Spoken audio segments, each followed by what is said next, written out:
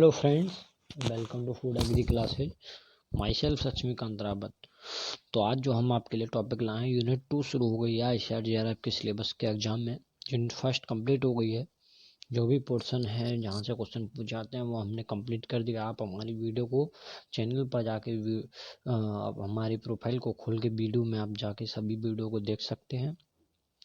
और अभी यूनिट 2 शुरू हुई है और जिसमें हम जो पहली वीडियो बना रहे हैं वो post harvest technology fruit and vegetables पर बना रहे हैं। तो जो भी फ्रेंड्स हमारे चैनल पर नए हैं तो चैनल को ज्वाइन कर लें ताकि आगे आने वाली वीडियो की नोटिफिकेशन आपको मिल सके। तो आइए वीडियो को स्टार्ट करते हैं। Fruit and vegetables. तो पोस्ट हार्वेस्ट होता क्या है, पहले तो हम उसको जानेंगे कि पोस्ट हार्वेस्ट है क्या। तो पोस्ट हार्वेस्ट जो है, आप जो भी फसल हो या फ्रूट्स के बारे में बात हो या वेजिटेबल्स के बारे में बात हो, तो आफ्टर हार्वेस्टिंग जो भी प्रोसेस होती हैं उन्हें पोस्ट हार्वेस्ट कहते हैं। तो अब उस पोस्ट हार्वेस्ट टेक्नोलॉजी में जो भी प्रोसेस आएंगे उन्हें पोस्ट हार्वेस्ट टेक्नोलॉजी कहेंगे।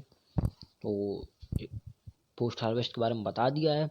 और फ्रूट एंड वेजिटेबल्स में क्या ज़रूरत है कि पोस्ट हार्वेस्ट की टेक्नोलॉजी की, तो आप जानते ही हैं आप कि हमें सेल्फ लाइफ बढ़ाना होता है प्रोडक्ट का, और प्रोडक्ट को एक स्थान से दूसरे स्थान पर ट्रांसपोर्ट करने के लिए हमें कुछ समय भी चाहिए होता है, और फिर वो सेलिंग के लिए भी समय लगता है। तो कम से कम प्रोडक्ट का टाइम इतना हो कि 10-15 दिन तो हम एक जगह से दूसरी जगह उसे ट्रांसपोर्ट कर सकें और जो कंज्यूमर हैं और जो उन तक वो प्रोडक्ट पहुंच सके। इसीलिए पोस्ट हार्वेस्ट टेक्नोलॉजी इस्तेमाल किया जाता है। तो आइए पढ़ते हैं और समझाते चलेंगे। Fruit and vegetables are highly valued. जो भी उसका फ्रूट एंड वेजिटेबल्स है, इसकी बहुत ज़रूरत होती है। इसमें न्यूट्रिशन वैल्यू होती हैं, काफ़ी विटामिन्स वगैरह होते हैं, तो बहुत हेल्दी होता है कंजप्शन को लेके ह्यूमन के लिए। फ्रूट एंड वेजिटेबल ये गुड सोर्स होता है विटामिन सी का और फोलेट आपने सुना होगा। एक बार कंप्यूटर में क्वेश्चन पूछा गया, फोलेट विटामिन B9 होता है। Folic acid, folate, vitamin B9 आप यहाँ नोट कर सकते हैं। एंड बीटा कैरोटीन प्रेजेंट होता है। प्रो विटामिन जिसे क्या कहते हैं, प्रो विटामिन ए कहते हैं। ये आपको बता दूं, कैरोटीन जो होता है विटामिन ए को भी कहते हैं। ये भी कभी पूछा जा सकता है विटामिन ए का दूसरा नाम क्या है, तो कैरोटीन है। और साइंटिफिक नेम विटामिन ए का रेटिनॉल है। मेरी इजी ट्रिक टू लर्न वाली वीडियो आप विटामिन की देख सकते हैं, जिसमें आप जान सकते हैं कि कैसे विटामिन के नाम को याद करेंगे। पोटेशियम, आयरन, जिंक, मतलब मैक्रोन्यूट्रिएंट्स विटामिन काफ़ी मात्रा में फल एंड फ्रूट एंड वेजिटेबल्स में होती हैं। Also they are substantially highly antioxidant भी होते हैं, एंड बायो एक्टिव कंपाउंड्स भी होते हैं, कुछ फाइबर्स भी होते हैं। तो कुछ फ्रूट होते हैं जिनमें फाइबर्स होते हैं, कुछ फ्रूट्स में एंटीऑक्सीडेंट होते हैं, पाए जाते हैं। एंटीऑक्सीडेंट काम करते हैं, एंटीऑक्सीडेंट विटामिन वायरस वगैरह माइक्रो के थ्रू, जिससे हमें डिजीज नहीं होती है। Example of antioxidant found in the fruit and vegetable. Antioxidant कौन कौन से होते हैं? कैरोटिनॉइड्स होते हैं, lycopene, ascorbic acid, phenolic acid, polyphenolic acid, terpenoid, flavonoid, anthocyanin. मैं इस पर भी वीडियो बनाऊंगा। ये पिगमेंट होते हैं, एंटीऑक्सीडेंट की तरह काम करते हैं, पिगमेंट हैं। तो इस पर भी एक वीडियो बनती है कि फ्रूट्स में और कौन कौन से पिगमेंट्स पाए जाते हैं और कौन कौन से पिगमेंट है जो एंटीऑक्सीडेंट काम करते हैं। तो उसको जब हम वीडियो बनाएंगे तो वहाँ इसके बारे में हम डिस्कस करेंगे। बाकी अभी ये सब चीज़ें प्रेजेंट होती हैं फ्रूट्स में, हम आपको बता दे रहे हैं। Fruit protein and anti fruit में जो फ्रूट एंड एफ बी का यहाँ मतलब है fruit and vegetable provide anti cancer, anti oxidant, anti microbial immune, मतलब एंटी कैंसर होता है, एंटी ऑक्सीडेटिव होता है, एंटी माइक्रोबियल होता है जिससे माइक्रोबियल डिजीज नहीं होती, इम्यून सिस्टम को मजबूत रखता है, from nutrition beneficial for human health, also due to the bounded antioxidant packed in the carotene. Fruit and vegetable are used as functional ingredient, biopigment and content in processed food.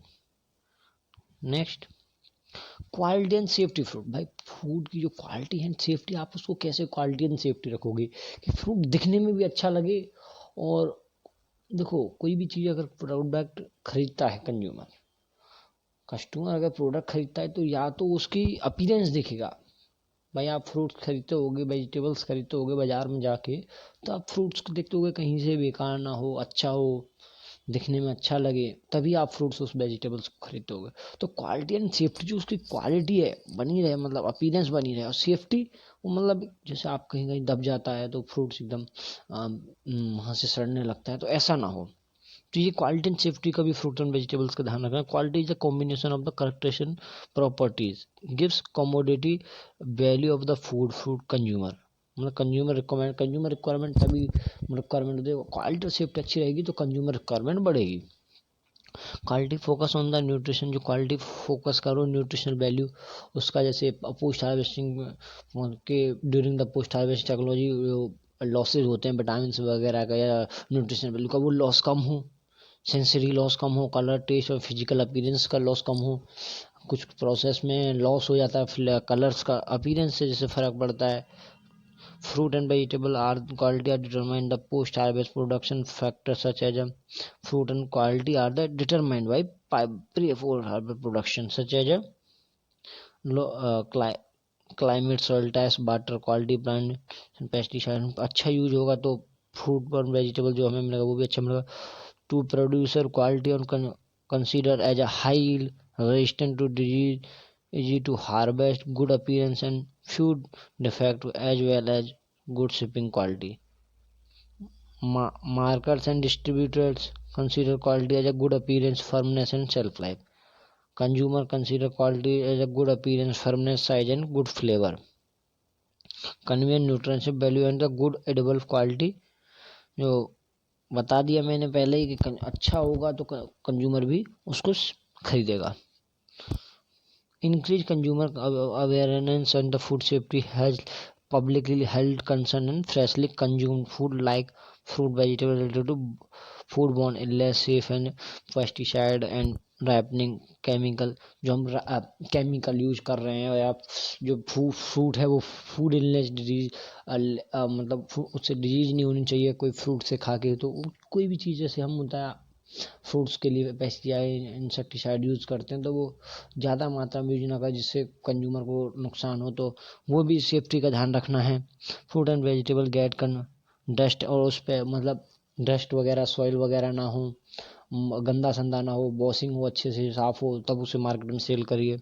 Consumer contamination, और जो contamination का जो disease का वो लगा रहता है डर, वो ना होना चाहिए। फ्रूट एकदम साफ़ होगा बेहतर होगा। कैसे कभी कभार कुछ फ्रूट्स में एक फ्रूट बेकार होता है उसे फेंक दीजिए जिससे और फ्रूट ख़राब ना हो, तो इस चीज़ का भी ध्यान रखना है।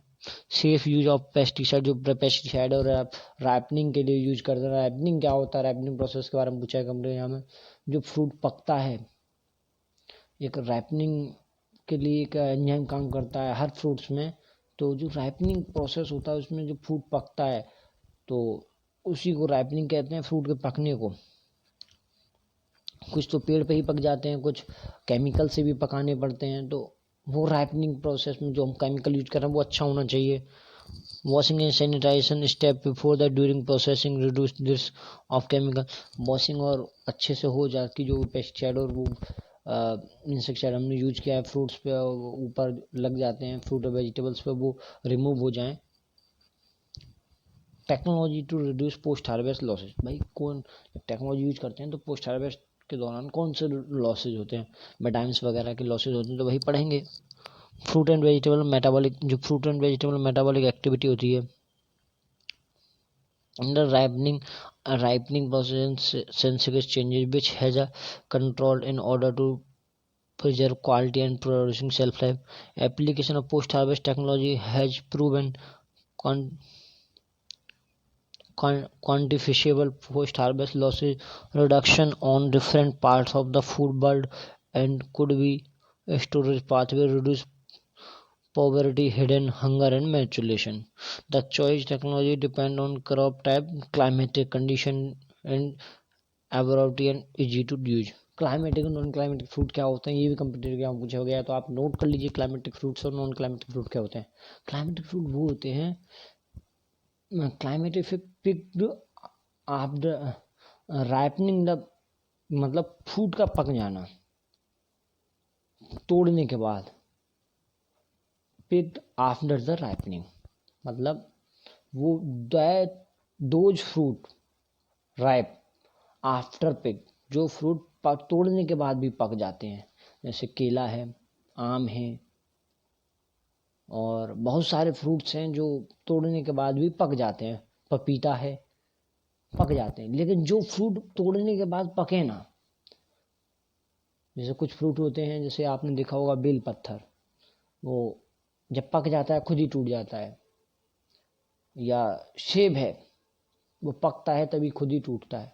तो नॉन क्लाइमेटिक फ्रूट में आते हैं, that those fruit do not ripe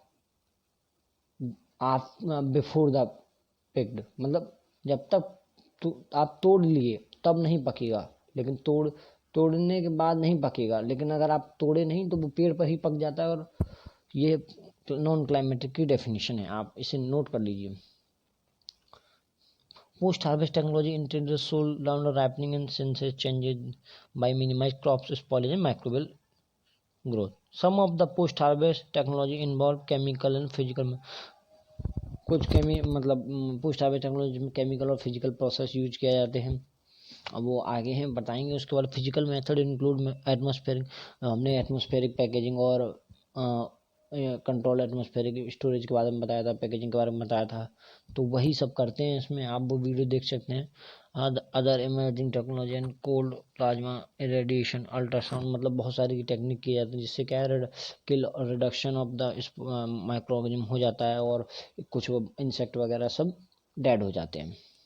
heat treatment कुछ प्रोसेस में हीट ट्रीटमेंट देते हैं फ्रूट एंड वेजिटेबल्स को, ताकि जो माइक्रो वो किल हो जाए और फ्रूट बहुत टाइम के लिए स्टोरेज सेल्फ लाइफ बनी रहे।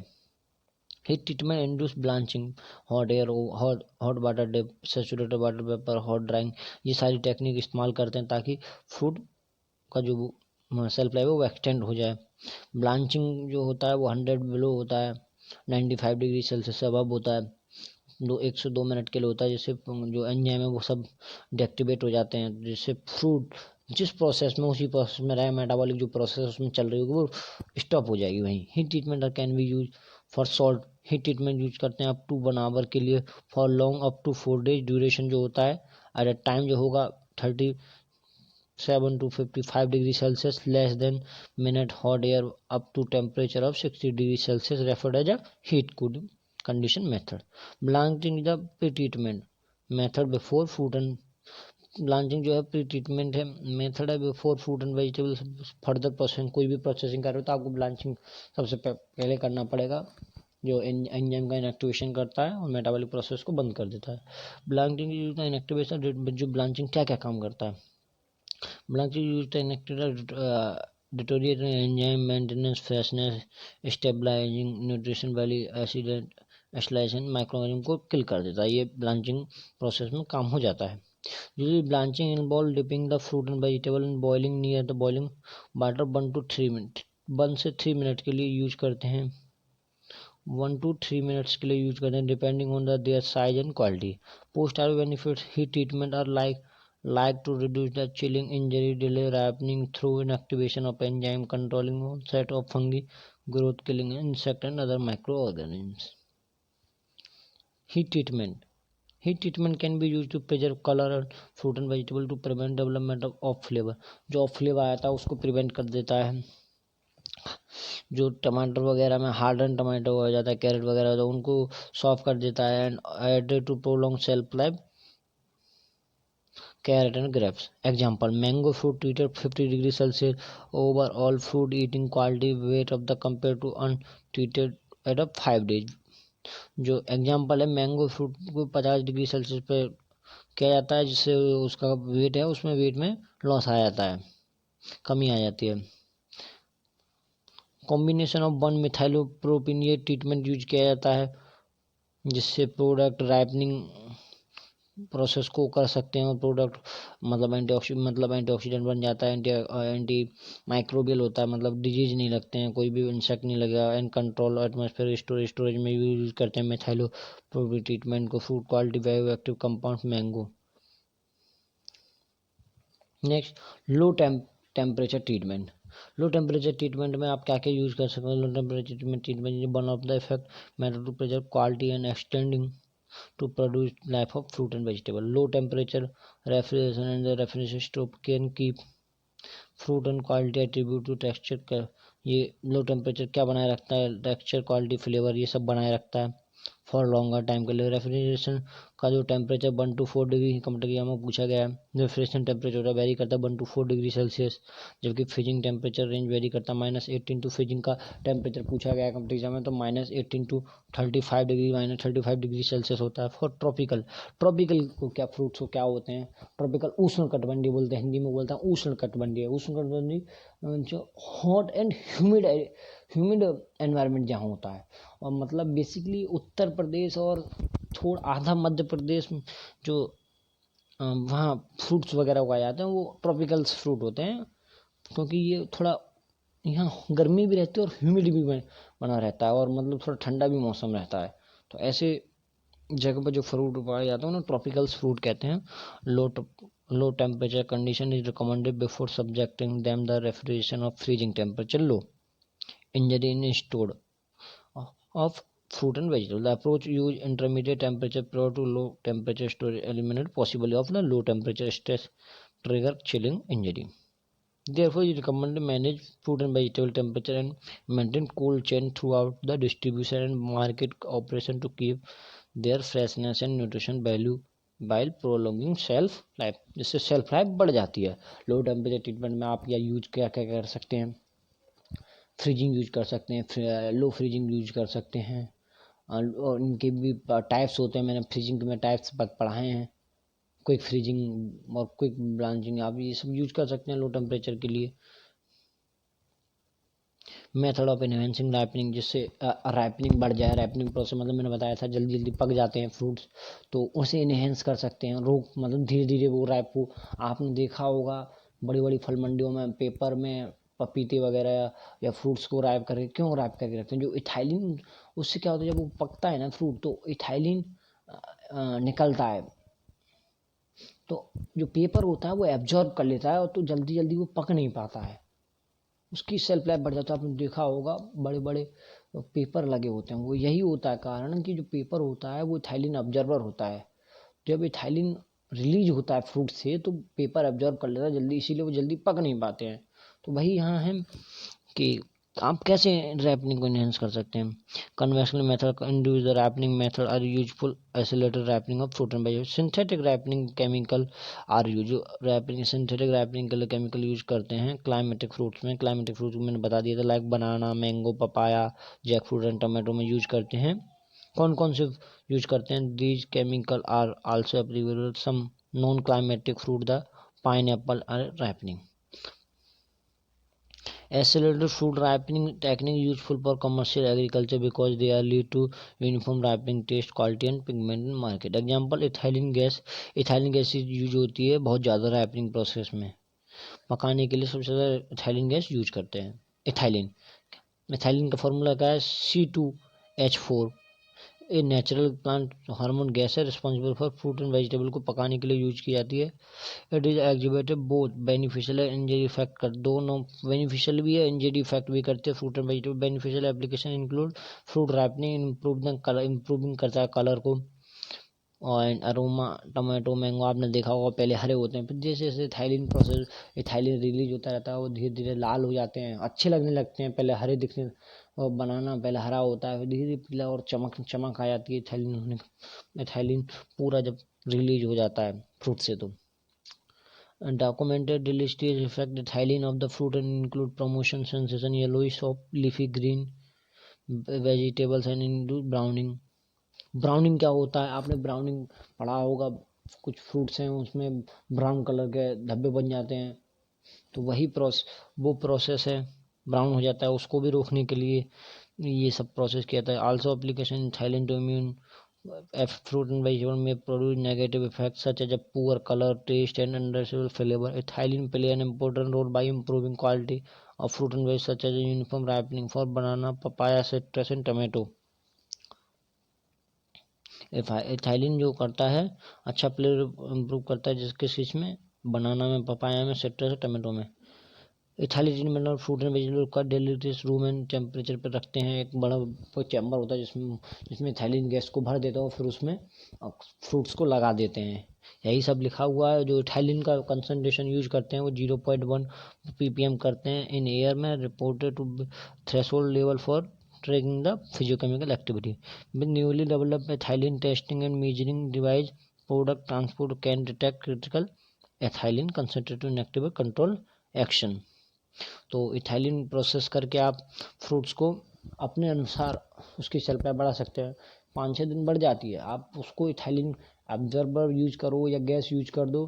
जैसे कुछ फ्रूट होते हैं जिनको नॉन क्लाइमेटिक फ्रूट होते हैं जिन्हें हमें पकाने के लिए यूज करना पड़ता है, लेकिन जो क्लाइमेटिक फ्रूट हैं जो पक जाते हैं उनके लिए हमें पेपर वगैरह यूज करना पड़ता है या एंटी रैपनिंग यूज करना पड़ेगा जिससे वो धीरे धीरे पकें। इनमें हम पेपर यूज कर लेते हैं अधिकतर, और आगे भी बताएंगे अदर रैपनिंग प्रोसेस केमिकल कौन कौन से यूज करते हैं रैपनिंग के लिए नॉन क्लाइमेटिक फ्रूट के लिए। Several artificial chemical are use to commercial F&B ripening among. कौन कौन से chemical, calcium carbide, ethylene, chlorophene बोलते हैं जैसे इथाइलिन गैस, इथाइलिन ग्लिसरॉल और प्रोपेफेन।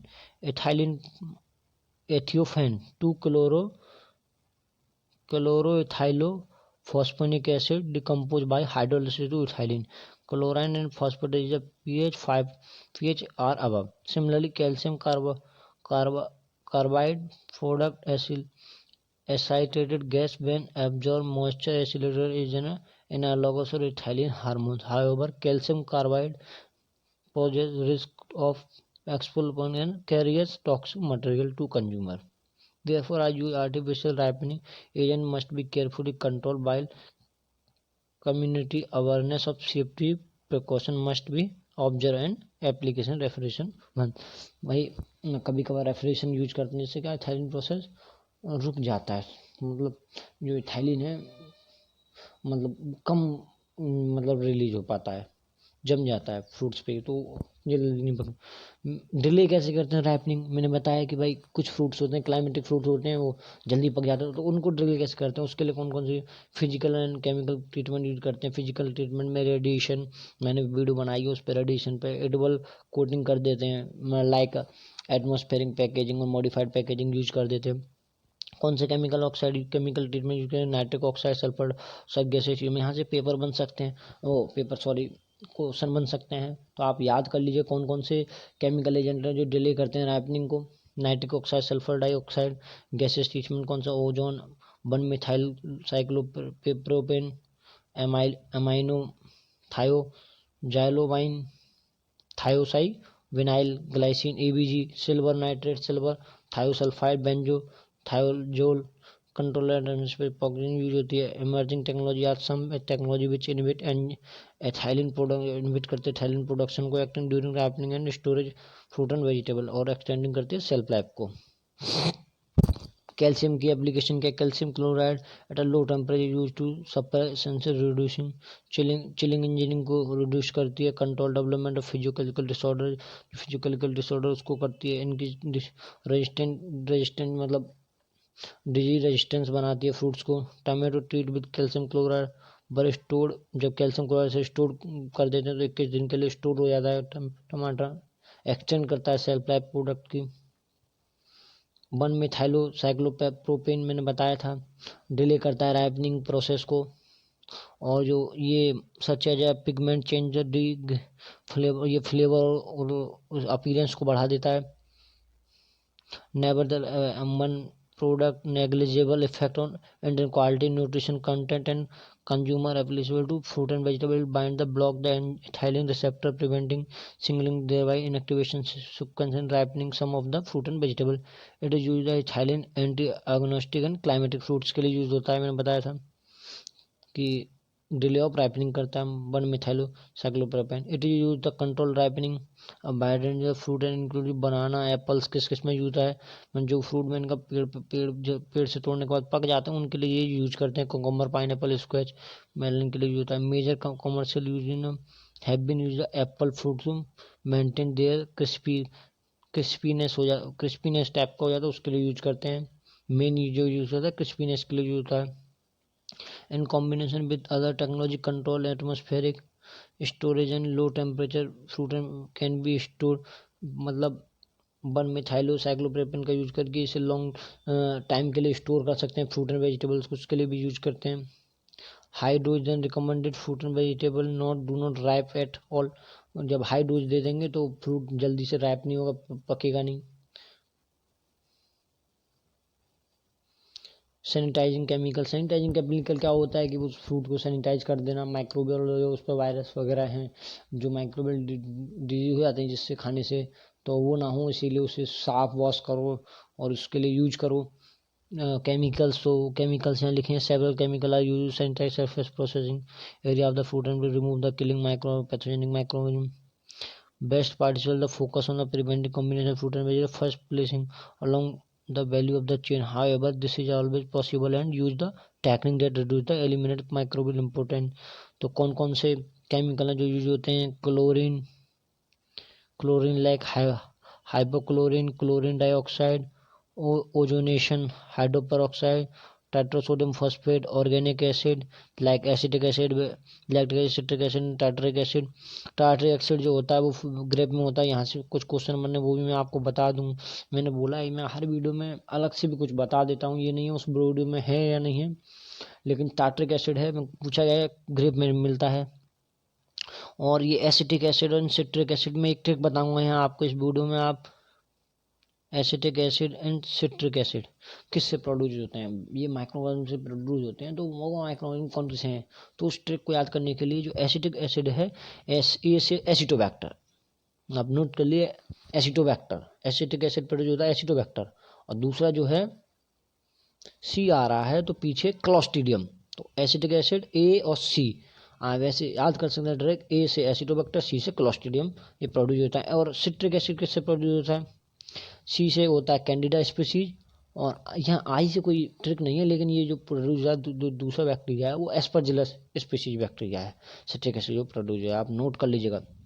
इलेक्ट्रोलाइटेड water and calcium waste solution, तो ये सब यूज होते हैं जिससे आप फ्रूट एंड वेजिटेबल्स को रेजिस्टेंस बना सकते हैं, पैथोजन किल कर सकते हैं और माइक्रोऑर्गेनिज्म को किल कर सकते हैं। थैंक यू फ्रेंड्स, वीडियो अच्छी लगी हो तो सब्सक्राइब करें, लाइक करें, शेयर करें।